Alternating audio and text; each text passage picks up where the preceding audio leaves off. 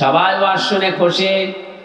মসজিদের সভাপতি যিনি নামাজ শেষ হওয়ার পরে বলে, হুজুর আমি সভাপতির দায়িত্বে আছি, নিয়েও আসলাম আপনারে, আমি নিয়োগ বোর্ডে আমি তো সভাপতি, আর আপনি আমার এই বাস দিলেন কেন? কারণ আপনি যা বললেন এলাকায় সবাই জানে যে আমি সুদ খাই, আপনি বলার সময় বারবার যে আমার দিকে তাকাচ্ছিলেন, আপনার দিকে আমি তাকিয়ে বললাম তাকাবো কোথায়, সামনের কাতার আপনি বসে আছেন না, আপনি আমার সম্মান নষ্ট করেছেন, আপনারে আমি আর রাখবো না, বিদায় করে দিল। একেবারে শহরের মসজিদ তো গেল উপশহরে, ওখানে যাবার পরে চিন্তা করেছে আজকে আর ভুলেও সুদের আয়াত পড়বো না। ইমামতি নিয়েছে এক হুজুর, উনি জানে না যে সামনে সভাপতি সাহেব এই কাজ করে। ওয়াজ একেবারে জমার দিন, হাত কানে হাত দিয়ে গলায় সরছিল, ওয়াজ করছে। আমার ভাইরা, আমার বোনেরা, কোরআনের আয়াত পড়েছে, সুদের আয়াত। ইয়া আইয়ুহাল্লাযীনা আমানুত্তাকুল্লাহা ওয়া যারু মা বাকিয়া মিনার রিবা ইন কুনতুম মুমিনিন। ঈমানদারেরা আল্লাহকে ভয় করো, আর সুদের যে টাকা পয়সাগুলো তোমাদের সমাজে ছড়ানো আছে, টাকা পয়সা ছেড়ে দাও যদি ঈমানদার দাবি করো। ফাইল্লাম তাফআলু ফাআযানু বিহারবিম মিনাল্লাহি ওয়া রাসূলি ওয়া ইন তুবতুম ফালাকুম রুউসু আমওয়ালিকুম লা তাযলিমুনা ওয়া লা তুযলামুন। যদি আল্লাহর এই ঘোষণা শোনার পরে কেউ সুদ ছেড়ে না দেয়, সেজন্য আল্লাহ রাসূলের বিরুদ্ধে যুদ্ধ করার জন্য দাঁড়িয়ে যায়। ঈদগাহবাসী, আল্লাহ রাসূলের বিরুদ্ধে যুদ্ধের ময়দানে কেউ টিকতে পারার কথা। আজকে পড়বে একেবারে নরম আয়াত, পড়েছে পর্দার আয়াত। আপারনা ফি বুয়ুতিকুন্না ওয়ালা তাবাররাজনা তাবাররুজাল জাহিলিয়াতিল উলা। সূরা আহজাবের 33 নম্বর আয়াতে আল্লাহ বলেন, হে মেয়েরা ঘরের পরিবেশে থাকবা, বাইরে যদি যাও জাহিলি যুগের মেয়েদের মতো রূপ সৌন্দর্য প্রদর্শন করে বের হবা না।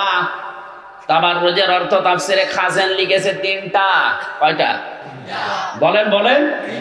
এখানে যাদের মেয়ে আছে, বউ আছে, মা আছে, বেটার বউ আছে, এদেরকে আপনি দেখেন তো এই 3টার একটাও মেলে কিনা। তিরমিজি শরীফের হাদিস, তাবাররুজের 3টা অর্থ এখন বলা হবে তাফসিরে খাজেন থেকে, একটাও যদি মিলে যায় জান্নাতের ঘ্রাণ পর্যন্ত ওই মহিলা পাবে না। শুধু ওই মহিলা পাবে না তা না, ওর গার্জিয়ান যারা, ওর বাবা, ওর বড় ভাই, ওর স্বামী আর ওর বড় ছেলে, এই 4 জন পুরুষ মানুষ পাবে না জান্নাতের ঘ্রাণ, এবং কি ওই মহিলার সাথে জাহান্নামে যাওয়া লাগবে। তাবাররুজের 1 নাম্বার অর্থ হচ্ছে মেয়েরা যখন রাস্তাঘাটে আসার জন্য বের হয় তখন ওদের সাজগোজ বেড়ে যায়। মেয়েরা সাজতে নিষেধ নেই, ঘরের ভেতরে তো থাকেন ময়লা কাপড় পরে, ময়লা শরীর নিয়ে বাইরে আসার সময় আপনার সাজগোজ কে দেখবে? আপনার এটা দেখার জন্য একমাত্র হকদার বানিয়েছে আল্লাহ, আপনার স্বামীকে। এটা বাদ দিয়ে দুনিয়ার কাউকে নিজের দিকে আকৃষ্ট করার জন্য, বাহাবা পাওয়ার জন্য যদি কোনো মহিলা সাজে, এটা তাবাররুজ। এটা কি? তাবাররুজ। 2 নম্বর অর্থ হচ্ছে মেয়েরা যখন রাস্তাঘাটে আসে তখন 8-60 পোশাক পরে, ছোট খাটো। এই যে মেয়েরা চশমা জামা পরে, এটা হারাম। পুরুষের জন্যও যদিও এটা জায়েজ নেই, পোশাক করতে গিয়ে বসতে পারেন না, এজন্য চশমা জামা পরা ঠিক না, শরীরে অনেক ক্ষতিও হয়, পোশাক হবে ঢিলা ঢালা। যে মেয়েরা ঘরের ভেতরে 13 হাত কাপড় পরে থাকে, বাইরে আসার সময় 1 পিস পরে বের হয়। কি আমি পেয়েছি? আগে শুনতাম 4 পিসের জায়গায় 3 পিস, 2 পিস।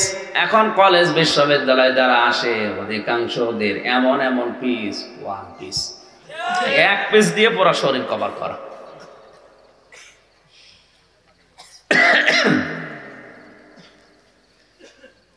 তিন নাম্বার অর্থ হচ্ছে তাবাররুজের, মেয়েরা যখন রাস্তাঘাটে আসবে বুক উঁচা করে, মাজা হেলে দুলে রাস্তায় চলবে।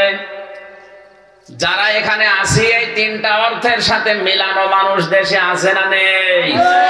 100 জনের প্রায় 98 জন। এই কথা বলেন। মানে কানে হাত দিয়ে সুর করে ওয়াজ করছিল, মানুষ সবাই খুশি। সেক্রেটারি বলছে, হুজুর কি বললেন? আমার বউ ব্যারাকে চাকরি করে, সবাই জানে। আপনি একেবারে হাটে হাড়ি ভাঙলেন। আপনি যা যা বলছেন সবই তোমার মিলে যাচ্ছে। আপনি মনে হয় আমার উদ্দেশ্য করে বলেছেন আপনারে আমি রাখবো না। শেষ পর্যন্ত দিলে বিদায় করে বলছে, গেলাম এমন জায়গায় একেবারে নাটক চলন বিলের ভেতরে, অন্তত এখানে যেন এরকম মানুষ না থাকে। হ্যাঁ, ওখানে আছে। আজকে আমি আর সুদের আয়াত, পর্দার আয়াত কিছুই পড়বো না, বয়ান না করে আরবিতে খুতবা দেবো যেন কেউ না বুঝে। বয়ান বাদ দিয়ে আরবিতে খুতবা দিয়ে একেবারে নামাজ পড়াচ্ছে। চিন্তা করছে এমন সূরা দিয়ে নামাজ পড়াবো, কোরআনে কারিমের দিল বলা হয় যেটা সূরা ইয়াসিন। নামাজ শুরু করেছে, ইয়াসিন ওয়াল কুরআনিল হাকীম। গলা সরছিল তো, টান দিয়ে যখন পড়েছে মানুষ সবাই খুশি। নামাজের পরে সভাপতি ক্যাশিয়ার যেটা আছে টাকা দেয়, ডাক দিয়ে বলে, হুজুর আপনি কি করলেন? মসজিদের সভাপতির নাম ইয়াসিন আর ওর বাপ মরে গেছে, ওর নাম হাকিম।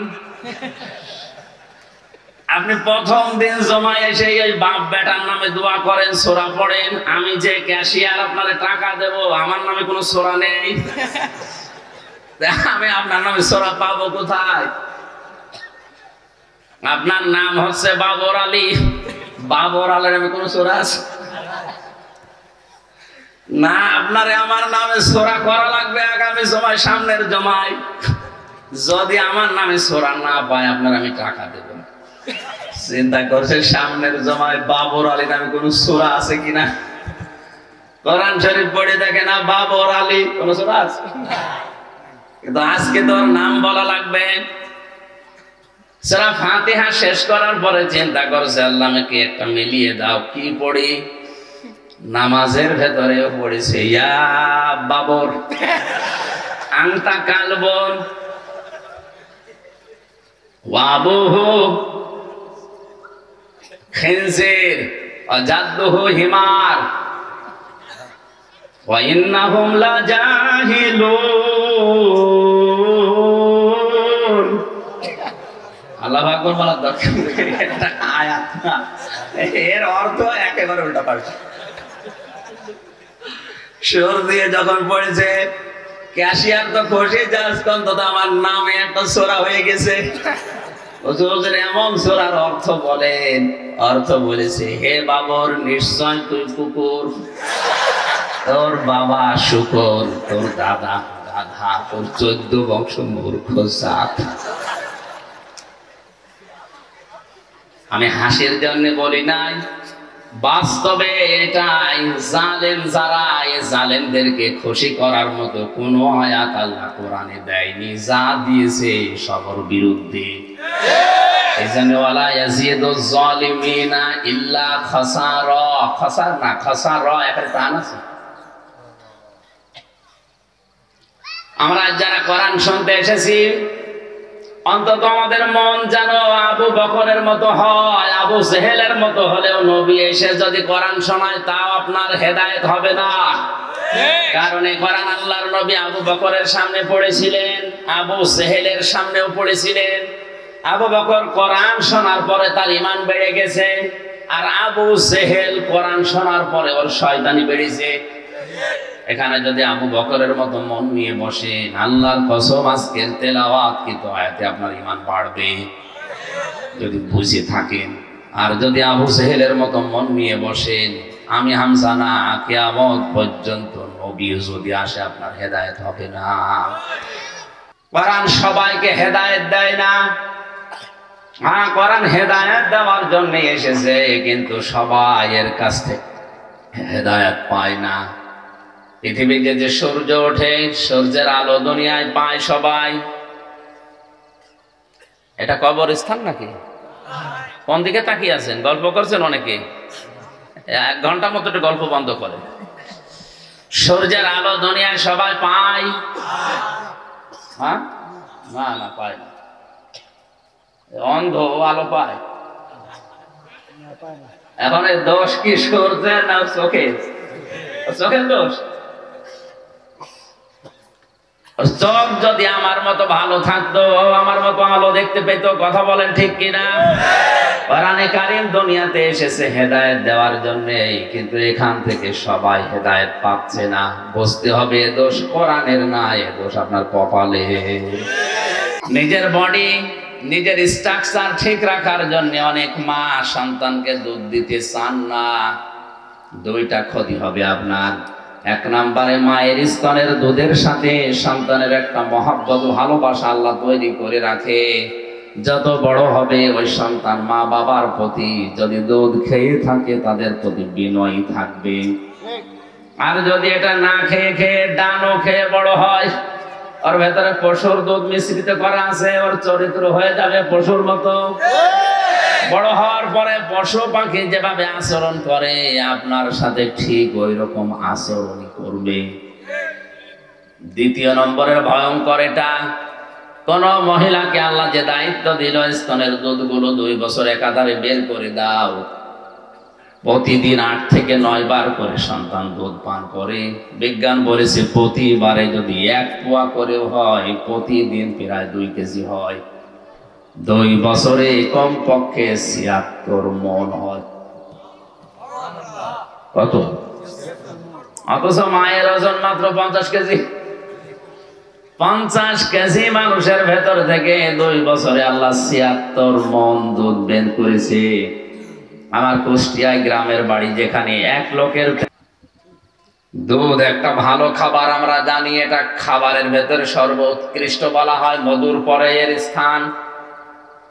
কোরআনে আল্লাহ সবচাইতে বেশি প্রশংসা করেছে খাবারের ভেতরে মধুর, এরপরে দুধের। দুধ এত বড় দামি খাবার। Milk is an ideal food বলা হয়, আইডিয়াল ড্রিঙ্ক না। অথচ এটা তরল।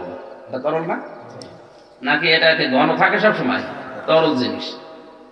আইডিয়াল ড্রিঙ্ক বলার কথা ছিল যে আদর্শ একটা পানীয়, অথচ আইডিয়াল ফুড বলা হচ্ছে। দুধ যতক্ষণ পর্যন্ত মাখন না হয়, ঘি না হয়, জমাট না বাঁধে, দই না হয়, ততক্ষণ তো পাতলা থাকে। ওর নাম হওয়া দরকার ছিল আইডিয়াল ড্রিঙ্ক। বিজ্ঞান 12,000 খাবারের উপরে গবেষণা করে এই খাবারের উপরে তথ্য দিয়েছে। পৃথিবীর এই একটাই মাত্র খাবার যে খাবারের নাম দেওয়া হয়েছে আইডিয়াল ফুড। এই বাগধারা অনেকের প্রশ্ন করা হয়, ভাই ভাতে এটা মুখস্থ করে রেখেন, আপনাকে কিন্তু উলটপালট করে ফেলবে। Milk is an ideal food না আইডিয়াল ড্রিঙ্ক? Ideal food. আদর্শ খাবার বলার পেছনে বিজ্ঞান প্রমাণ করেছে 2টা। দুনিয়ায় যত খাবার আছে 12,500-এর উপরে, এই সমস্ত খাবারগুলো খেলে আপনার শুধু ক্ষুধা মিটবে, পিপাসা মিটবে না। একটাই মাত্র খাবার আছে যেটা খেলে ক্ষুধাও মিটে যায়, পিপাসাও মিটে যায়, তার নাম দুধ, মিল্ক। দুধ ভালো জিনিস, খারাপ জিনিস আমরা সবাই জানি। এর প্রশংসা করলে এখন আমি মায়েদের জীবন দিয়ে হাজার হাজার কথা বলতে পারি। মেয়েদেরকে আল্লাহ দায়িত্ব দিয়েছেন, হে মেয়েরা তোমরা সন্তানকে কমপক্ষে 2 বছর দুধ দিও। যদিও দুধ না দিলে মায়ের গোনা হবে না। আইয়ুতিম্মার রাদা, এটা মোজারে, এই মুজাক্কার। এটা কি? এটা পুরুষের জন্য আল্লাহ দিয়েছেন। মেয়েরা দায়িত্বটা পালন করে দেয় নিজের ইচ্ছায়। আমরা টাকা পয়সা দেই না, তারপরেও করে দেয়। এটা আমাদের উপরে অনুগ্রহ, দয়া। আমার মনে হয় ওয়াজ মাইকে না করাই ভালো, কারণ এটা মহিলারা জানলে শেষে দুধ খাওয়ানো ছুড়ি দেবে। এতদিন পাগলামি করেছি, এখন থেকে এক একটা বাচ্চার জন্য 50,000 করে টাকা চাবো, টাকা না দিলে দুধ দেবো না। আমার ওয়াজ আবার আমার উপরে পড়বে। এ ওয়াজ করার দরকার নেই, ওদের উপরে পড়ে এরকম ওয়াজ করি। হ্যাঁ, আপনার স্বামীর দিকে তাকিয়ে আপনাকে এই দায়িত্বটা পালন করা লাগবে। আপনি দায়িত্ব পালন করছেন। নবীজি বলেন, কোন সন্তানের মুখে যখন মা এক ফোঁটা দুধ দেয়, একটা মরা মানুষকে জিন্দা করে দিলে যে সওয়াব পাওয়া যেত, মহান আল্লাহ ওই নারীকে ওই সওয়াব দিয়ে দেয়। এবার মতো দুধ পান করাই ক্লাসে গিয়ে আমি হিসাব সুবহানাল্লাহ বলার দরকার নেই। আপনি আগে দেখে, আমি হিসাব করলাম ওনারে নিয়ে। আচ্ছা, পড়ার পরে আল্লাহ দেখি 11 আর সাথে কত হয়? 18টা ছেলে মেয়ে, তার একটা বউ। 4-5টা বউ হলেও মেনে নেওয়া যায়। একটা বউ, একটা স্বামী, 18টা ছেলে মেয়ে যদি এক একজন 76 মন করে পান করে, বলেন তো কত মন? আমি হিসাব করে দেখলাম, আমার মাথা খারাপ হয়ে যাচ্ছে, কারণ ওই মহিলার ওজন খুব বেশি হলো, 60 কেজি। এটা আল্লাহর একটা কুদরতি মেশিন। যেই মেয়েদের স্তন থেকে আল্লাহ এই দুধগুলো বের করে দেওয়ার ব্যবস্থা করেছেন, কোন মহিলা যদি এটা না করে, 2 নাম্বার যেটা বলেছি ভয়ঙ্কর, এটা এই মেয়েদের স্তন ক্যান্সারের সম্ভাবনা সবচাইতে বেশি। তখন ওইটা আবার কেটে বাদ দেওয়া লাগবে, বডি স্ট্রাকচার যা ছিল সব নষ্ট হয়ে যাবে। দুধ এত ভালো জিনিস, এত উন্নত জিনিস, কিন্তু দুধ সবার জন্য ভালো না। হ্যাঁ, না, সবার জন্য ভালো না। যদি কারো আমাশা হয়, ওরা যদি দুধ দেন, ও 24 ঘন্টায় বসে থাকবে টয়লেটে। তাহলে দুধ সবার জন্য ভালো না। এই কোরআনে কারীম ও সবার জন্য ভালো না। এটা যে সবার জন্য ভালো না, কোথায় আছে? সূরা বানী ইসরাঈলের 82 নম্বর আয়াত, ওয়ানুনাজ্জিলু মিনাল কুরআনি মা হুয়া শিফাউন ওয়া রাহমাতুল লিল মুমিনিন ওয়া লা ইয়াজিদুজ যালিমিনা ইল্লা খাসারা। একটু ভালো করে, এই কোরআন নাজিল করার ধারাবাহিকতায় এমন এমন বিধান আমি আল্লাহ দিয়েছে, যেটা মুমিনদের জন্য রোগ মুক্তির কারণ, শেফা। কিন্তু জালেম যারা, ওদের রোগ মুক্ত তো দূরের কথা, ওদের আরো ক্ষতি বৃদ্ধি করবে। সুতরাং এই মাহফিলটার দ্বারা সবার উপকার হবে না। যারা জালেম, যারা নফসের উপরে জুলুম করে, যারা পরিবারের উপরে জুলুম করে, যারা সমাজে দেশে জনগণের উপরে জুলুম করে, তাদের জন্য কোরআন উপকার না, ওদের আরো ক্ষতি বৃদ্ধি হবে, ওদের মুখোশ আরো খুলে যাবে। এই জন্যই ওরা বাধা প্রদান করে। ওরা জানে যে আমরা যা করি, কোরআন আমাদের পক্ষে আসার মতো একটা আয়াতও আল্লাহ দেয়নি। কিছু কিছু জায়গায় যাবার পরে আগে বলে, হুজুর আমার বিরুদ্ধে বলবেন না। আমি আপনার চিনি, কোথায়? আমার বাড়ি কুষ্টিয়া, আর আপনার বাড়ি কক্সবাজার, জীবনে দেখিনি আপনার। আমি আপনার বিরুদ্ধে বলবো কি করে? কারণ ও জানে যা বলবে কোরআনে আপনার পক্ষে থাকার মতো কোনো আয়াত তো আমি পাই না। আপনি করেন যে না কি, আপনি বাবার ব্যবসা করেন, বাবার ব্যবসা বৈধ করার জন্য আমার কোন আয়াত কোরআনে আল্লাহ দিয়েছে? এখন আমার তো নতুন করে নাজিল করা লাগবে। সেই জন্য নেই, যেহেতু যা বলে আপনার গায়ে লাগে। নাটোরের এক ভাই গল্প বলছিল কয়েক মিনিটে, আমি একটু শিক্ষা দেওয়ার জন্য বলছি। মাওলানা রুহুল আমিন ভাই বলছিলেন এক জায়গায়, এটা যেহেতু অন্যান্য অনুষ্ঠানদের মতো না, এটা একটা ইবাদতের অনুষ্ঠান, আর আমরা ইবাদত মনে করেই এসেছি। এই সময়টুকু নফল নামাজ পড়লে যে সওয়াব হতো, ওই সওয়াব আমাদের আমল নামায় লেখা হচ্ছে ইনশাআল্লাহ। যে আল্লাহ আমাদেরকে কোরআনের এই অনুষ্ঠানে এই কঠিন ভয়ঙ্কর একটা মুহূর্তে আনলেন, বিশ্বনবী মুহাম্মদুর রাসূলুল্লাহ জানিয়েছেন, মানিত্তাবাআল হুদা বিগাইরিল কোরআন আদাল্লাহুল্লাহ। কোরআন বাদ দিয়ে যদি কেউ ভালো হওয়ার নিয়তে পৃথিবীর কোন জায়গায় যায়, আর ওখানে যদি কোরআন শরীফ না থাকে, তো তাহলে আল্লাহ নিজে দায়িত্ব নিয়ে ওই লোকটাকে আরো খারাপ বানিয়ে দেয়।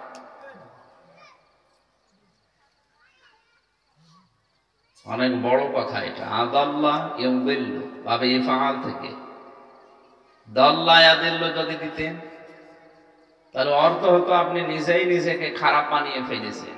আদাল্লাহ শব্দের বাংলা অর্থ বাবে ইফআল থেকে আসলে হবে আপনার হয়তো নিয়ত ভালো ছিল, আপনি খারাপ নিয়তে যাননি, কিন্তু কোরআন শরীফ সেখানে না থাকার কারণে, কারণ এটা হেদায়েতের একটা মশাল, এটা হেদায়েতের কি ফিহি মাসাবিহিল হুদা ওয়া মানারিল হিকমা, এটা হেদায়েতের একটা মশাল, বিজ্ঞানের সুউচ্চ মিনার এটা। কারণ এইটা বাদ দিয়ে আপনি যদি ওখানে যেয়ে যে হেদায়েত পাওয়ার জন্য, ভালো হওয়ার জন্য আমি আসলাম, আল্লাহ নিজে রাগ করে তখন আপনাকে আরো খারাপ পথে ঠেলে দেয়। এখন যদি বলেন এই দোষ আল্লাহ, এই দোষ আল্লাহ, দোষ আল্লাহর নয়। এই জন্য কারণ নবীজির মাধ্যমে আগে আল্লাহ জানিয়েছেন যে কোরআন যেখানে নেই সেখানে যাবার, আপনি গেলেন না। এই জন্য আজকের এই প্যান্ডেলের নিচে যারা আছেন, মাইকের আওয়াজ যতদূর যাচ্ছে, এই মুহূর্তে আমাদের সিদ্ধান্ত নেওয়া লাগবে কোরআন যেখানে নেই, কোরআন যদি কোনো দরবারে না থাকে আর ওই দরবারের প্রতিষ্ঠাতা যদি আমার বাবা হয়, আমি ওই দরবারে আর যাব না। কোরআনে কারীম যদি কোনো অনুষ্ঠানে না থাকে আর অনুষ্ঠান যদি আমার বাবা শুরু করে, ওই অনুষ্ঠানে আমি আর যাব না। কোরআন যদি কোনো দলে না থাকে, কোরআনের কর্মসূচি, ওই দলের প্রতিষ্ঠাতা যদি আমার বাবাও হয়, আমিও দলে নেই। ঠিক অত জোরে বলার দরকার নেই, কারণ এই ঠিক এই সামিয়ানার নিচে, এর নিচে থেকে গেলে আবার যা ঠিক এটাই ঠিক। তাছাড়া এই কথাটা যদি কেউ মেনে নেয়, তার ওয়াজ করার দরকার আছে? এটা তো আসল ওয়াজ। কোরআন যেখানে নেই ওখানে গেলে আল্লাহ নিজে আপনাকে খারাপ বানাবে, হেদায়েতের পথ থেকে দূরে ছিটকিয়ে দেবে, ঠেলে ফেলে দেবে ওই রাস্তা থেকে। এত বড় হাদিস শোনার পরেও যদি কারো কপাল ভালো না হয়, ওর কপাল আর ভালো করার কোনো কিছু দুনিয়ায় নেই। নবীজি জানিয়েছেন কোরআন শরীফ যদি কাউকে হেদায়েত দিতে না পারে, বুঝতে হবে ওর কপালে হেদায়েত নেই। আর হেদায়েত পাওয়ার জন্য আপনার আবার মন থাকা লাগবে। আপনার মন নেই, জোর করে আপনাকে আল্লাহ ভালো পথে চালাবে, হেদায়েত দেবে, আল্লাহর অত দায় পড়ে। কারণ আপনি আল্লাহকে বিধান না মানলে, আল্লাহকে ডাকাডাকি না করলে ওনার মানে ক্ষমতা একটু কম হয়ে যাবে, এরকম নাকি? গিরিশচন্দ্র সেন, লোকটার বাড়ি নরসিংদী।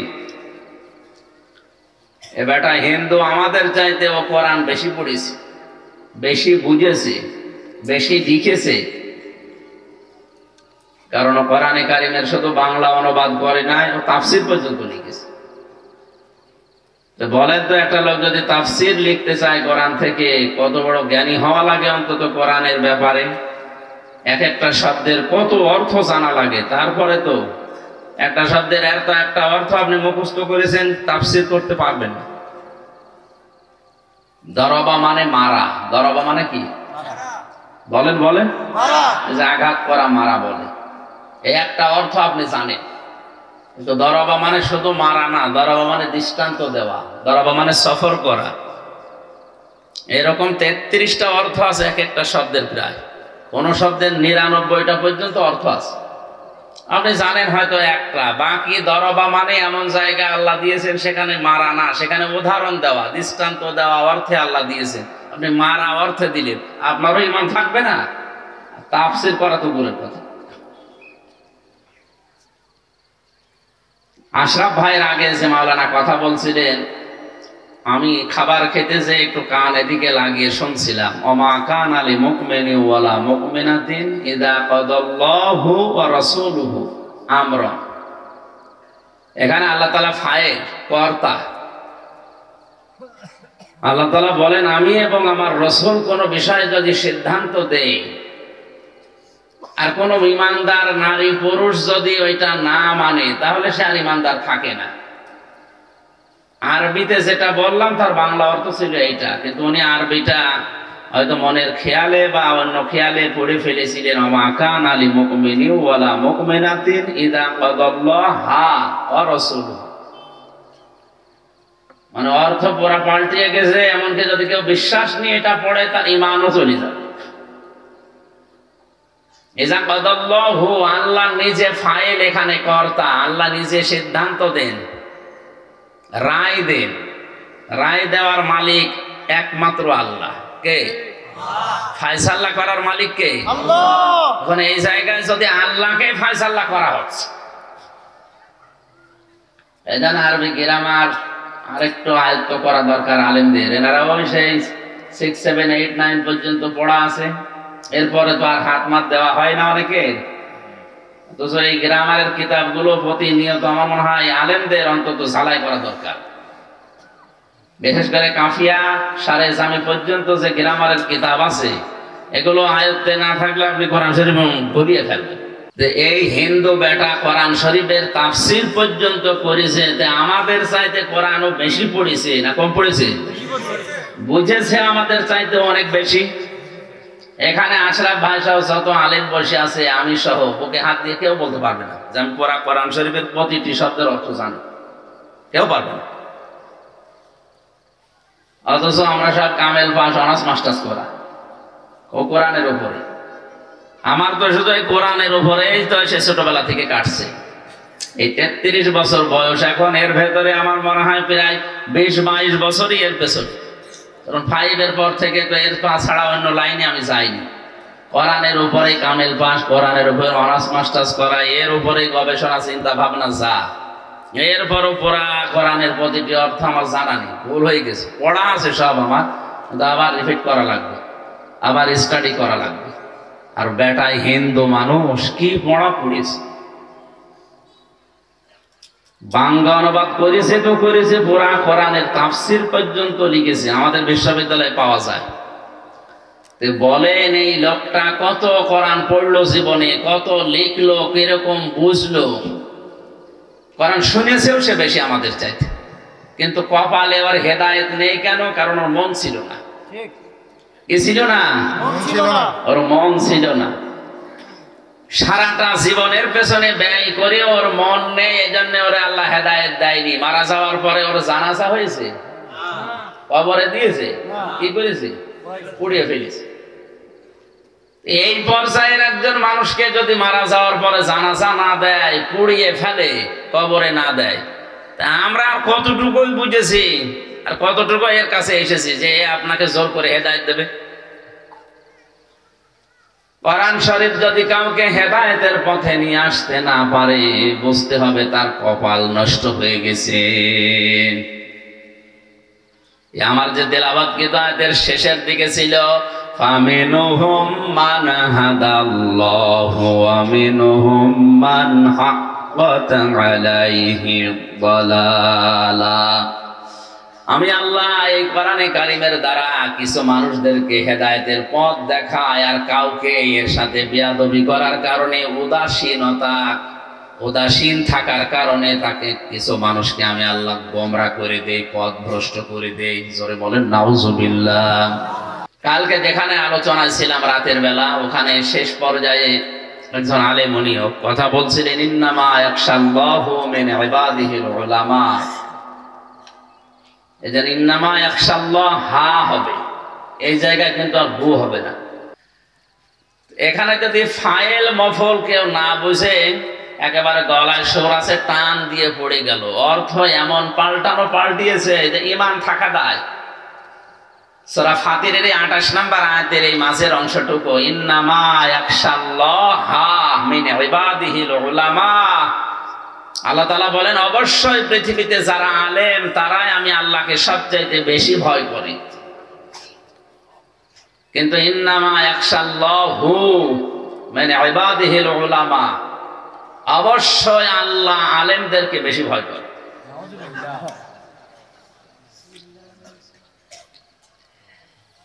গ্রামারের কিতাব আমি সহ যারা আছি, আমরা যেন অন্তত মরণ পর্যন্ত এটা নাড়াচাড়া ভুলে না যায়। একেবারে আপনার আয়ত্ত থাকা লাগবে 100 ভাগ না, আপনি নাড়াচাড়া করেন, তাহলে কোরআন শরীফ বা আরবি পত্রিকা, আরবি সাহিত্য, হাদিসের যে শব্দগুলো ভুল করে ফেলে অধিকাংশ মানুষ উল্টাপাল্টা করে, যেখানে বুঝে পড়লে ইমানে থাকার কথা না। সূরা নসর দিয়ে যারা নামাজ পড়ে, ইযা জা নাসরুল্লাহি ওয়াল ফাতহ, যখন আল্লাহর সাহায্য আসবে হে নবী আপনি বিজয় দেখতে পাবেন। সাহায্য আসা লাগবে কার? এই যে নাসরুল্লাহ, আল্লাহর সাহায্য, নুন সাদ র, নাসর মানে সাহায্য, আর নুন সিন র, নাসর মানে শকুন। শব্দটা শুধু মুখ একটু গোল হবে আর মুখ একটু লম্বা হবে। এই মুরব্বী যেগুলো বসে আছে, আজ মনে করেন 80 বছর বয়সের, অন্তত 60 বছর তো নামাজ পড়ছে। 60 বছর নামাজ পড়তে যদি বলা হয় ইদা জা নাসরুল্লাহ হবে না নাসরুল্লাহ হবে, একটার শব্দের অর্থ হচ্ছে শকুন, আর একটা অর্থ সাহায্য। কোথায় শকুন আর কোথায় সাহায্য? যখন আসবে আল্লাহর শকুন তখন আপনি বিজয় পাবেন। একটা কথা হল, আর এখন যে শব্দগুলো একটু একটু খেয়াল করে পড়বেন।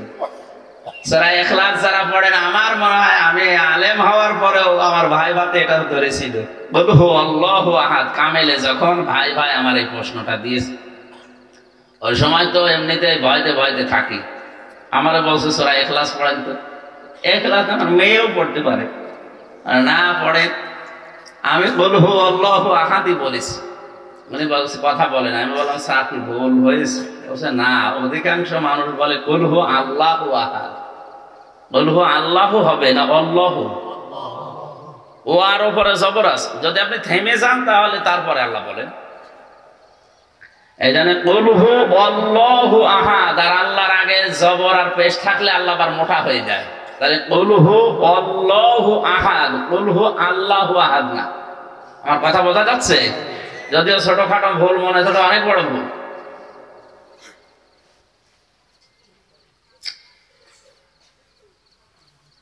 ডক্টর মরিস বুকাইলের নাম শুনেছি। এই যে বিজ্ঞান, সায়েন্স এবং কোরআন নিয়ে যে বইটা লিখে পৃথিবীতে ইতিহাস বানিয়ে দিয়েছে, এই লোকটা কোরআনে কারিমের সূরা নাস একটা মাত্র আয়াত চিন্তা ভাবনা করে মুসলমান তো হয়েছে, এমন মুসলমান হয়েছে আনাকম জানাকম মুসলমান না, মুসলমানের মতো মুসলমান হয়েছে।